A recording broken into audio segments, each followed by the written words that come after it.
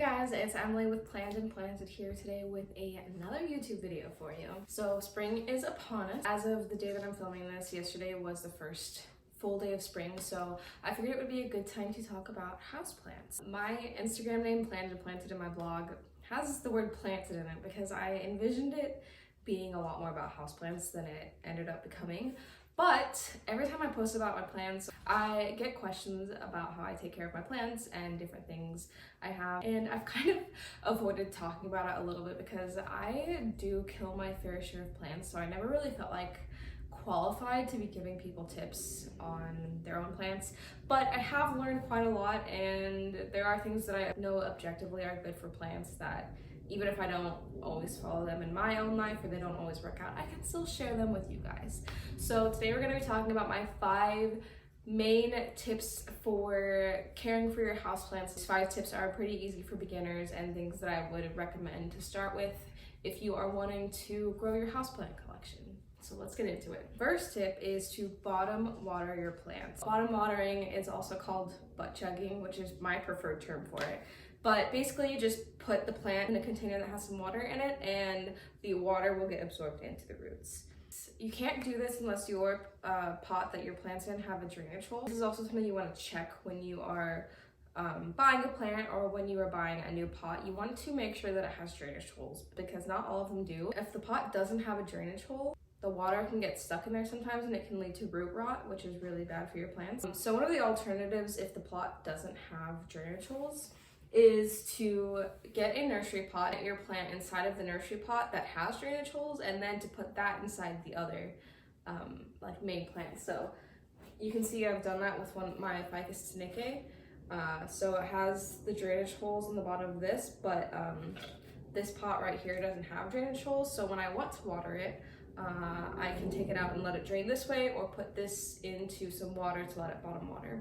So what's really awesome about this is that to me it's a lot less maintenance than going around and watering all of your plants from the top, but it also allows the plant to absorb whatever water it needs, no more and no less. So it kind of helps prevent overwatering and underwatering as long as you're doing it enough. You can also make sure that your plants don't get infested with pests because a lot of times those pests are attracted to soil that is really moist. So when you bottom water it, it keeps that top layer of soil from getting too drenched and it's not going to attract as many bugs.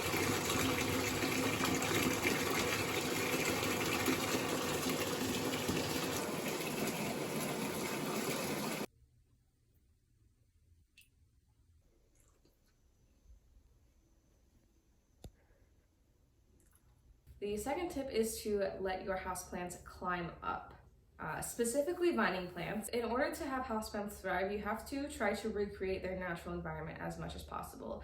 Most of the houseplants that we have these days originate in the rainforest where they have things to grow up. So they'll be next to a tree or a larger branch of some sort that they can climb up. As you can see in the wild, they're always growing up something, and that's kind of how they are in their natural states. So a lot of the common plants that you'll see with this are monsteras, Rhaphidophora, Tetrasperma, Pothos, Monstera adansani. The 2 options that you have for this is to add like a moss pole of some sort and then add some Velcro around the outside of it. And I actually have my moss pole and Velcro linked in the description below on my Amazon storefront. And the other option, which is what I do with my Rhaphidophora tetrasperma, is to use these little plant clips that are also from Amazon and to kind of clip them to the wall so that they grow upward. My Rhaphidophora tetrasperma has gone crazy ever since I started doing this. Literally a year and a half ago, it had like 6 leaves and now it has probably 25 of them. So this is definitely a really good thing to do for your plants.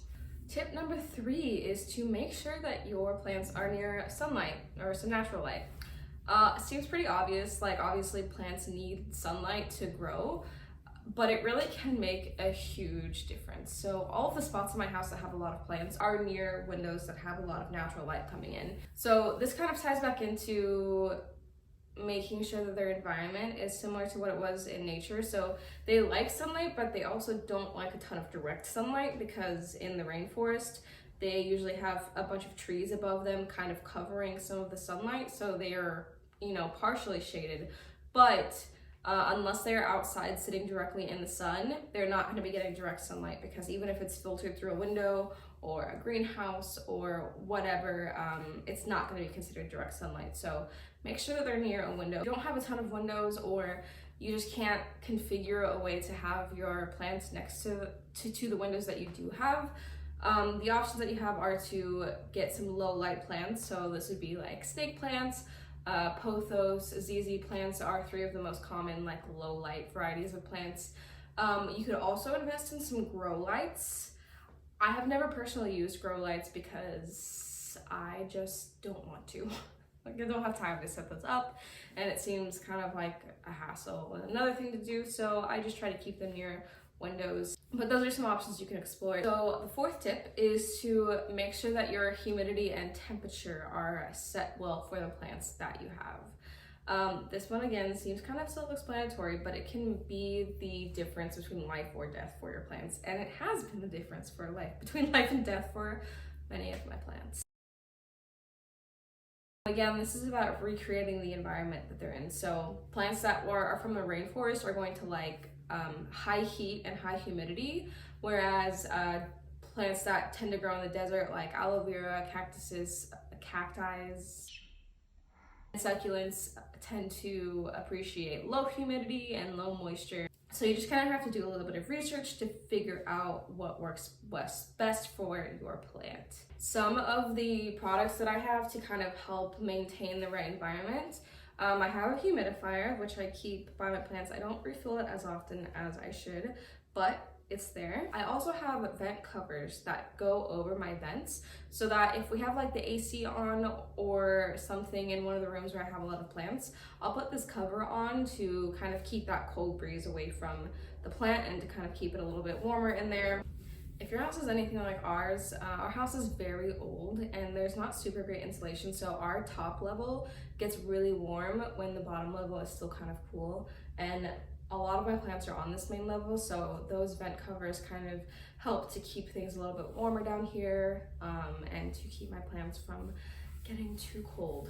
When it comes to humidity, if you have a few plants that do really well with a ton of like really high humidity, like a calathea, I would recommend putting them in a bathroom where you shower, because every time you shower it's going to create some moisture in there and create some humidity. So I have my calathea and a peace lily in my bathroom because they both like a lot of humidity.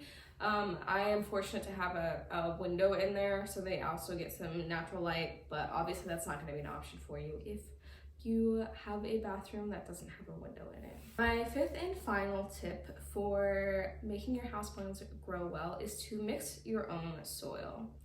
So this is especially true if you're getting your soil from some sort of big box store, if it's like a Miracle Grow or just a standard potting soil mix, because a lot of times they don't have a really good ratio of nutrients or of bigger chunks to kind of aerate the soil.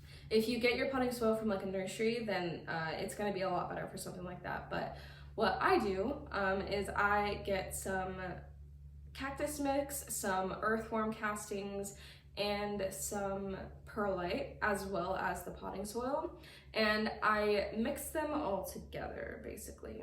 So the earthworm casting is going to add some nutrients into your soil that are going to be good for your plants, and then the perlite and the cactus mix are going to kind of aerate the soil. They're going to kind of create more pockets of air to kind of keep the soil from getting too compacted. That's the specific mix that I use, and I just keep it all in a container, but you can kind of experiment around and play with them and see if you want to mix something else. And then obviously, like if you have cacti or succulents, maybe make a ratio that's going to have a lot more cactus mix in it and just a little bit of the soil.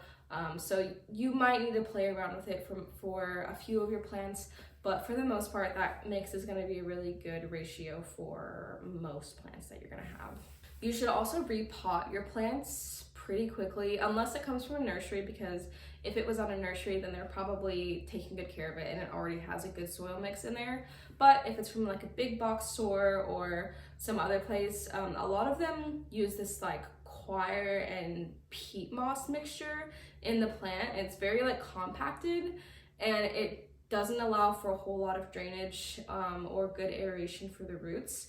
So you definitely want to check the soil for the plants that you buy. And if it seems like it's really compacted, wait about a week for your plant to acclimate to its new place and then repot it in that new soil mix, because very often they are not in good mixes. Just a good soil mix in general is good to have around. Okay, so those are the top 5 tips that I have for you guys. I also have an accompanying blog post that I put in the description, and then if there are any of the items that I talked about that you think that you would like, I also linked those in my Amazon storefront down below under plant supplies. And let me know if you found these tips helpful, or if you would like more videos about my plants and how I take care of them, or maybe like a plant tour or something. So just drop those in the comment and make sure to subscribe.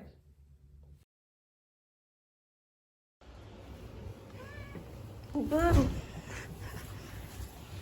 Fucking jets.